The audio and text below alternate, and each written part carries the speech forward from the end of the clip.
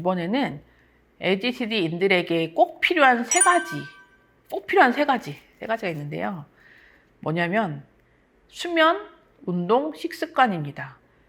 수면, 운동, 식습관 관리를 이거를 매일매일 기본으로 하시잖아요. 그러면은 아무것도 하지 않아도 하루가 달라져 있는 여러분을 보실 수 있을 거예요. 이거를 2주를 일단 해보세요. 그럼 2주 후에는 분명 다를 거예요. 그럼 수면, 운동, 식습관을 어떻게 할지 말씀드려 볼게요. 수면 문제는 횟수가 증가하고 만성화될수록 건강과 행복에 영향을 주는 부정적인 영향이 점점 더 커지게 됩니다.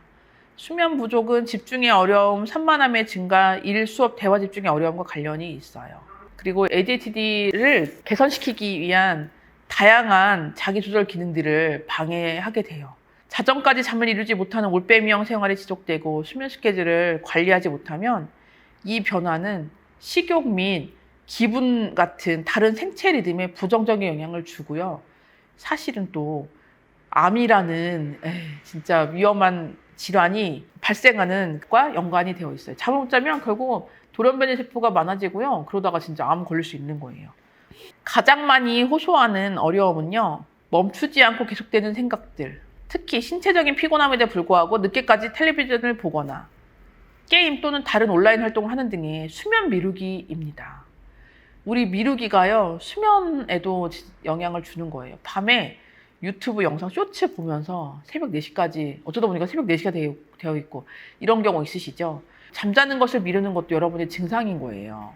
그리고 저녁 시간에 빛의 노출을 줄이는 것도 수면을 돕기 위한 멜라토닌 분비와 관련돼 있어요. 밤에 유튜브 영상과 같은 블루라이트를 쬐면요. 그 빛 자극이 수면을 시작하게 도와주는 멜라토닌 분비를 막아요. 그래서 밤에 빛 자극 보는 거는 좋지 않습니다. 이 충분한 수면을 취하는 것은 ADHD 증상 관리를 위해서 결정적으로 중요한 부분입니다. 매일 더 많은 수면을 취하려고 하지만 문제는 여러분은 그렇게 하기 위한 구체적인 실행 계획이 없으시죠. 여기서도 이제 앞에서 얘기했던 실행 계획을 짜보셔야 돼요.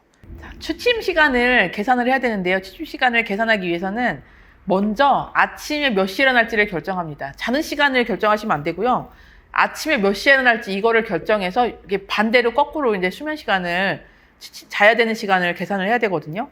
일단 현실적인 기상 시간을 정한 후에 8시간에서 9시간을 거꾸로 빼서 자야 할 시간을 산출합니다. 만약 잠을 잘 자서 쉬는 것이 낮 동안의 생활을 더 좋게 한다는 것을 느끼려면 수면을 개선한 효과를 내가 한번 경험을 해보려면은 최소한 2주 동안 이 실험을 반복을 하셔야 돼요. 최소 2주 정도는 하셔야 돼요.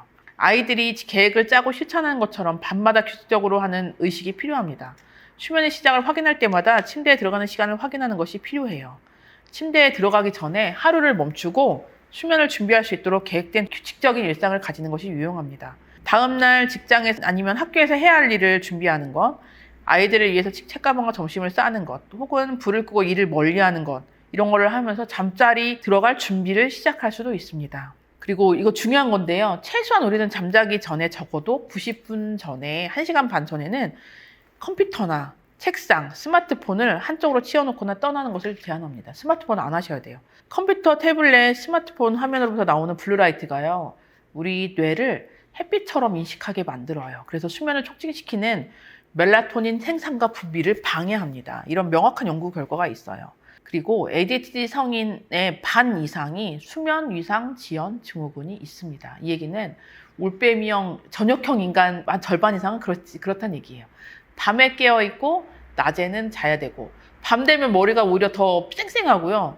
낮에는 오전 한 2시까지 오후 2시까지면 머리가 졸린 것 같고 이런 상태인 부분이 한 절반은 되신다는 거예요. 그래서 규칙적인 수면을 회복하는 게 진짜 굉장히 중요합니다.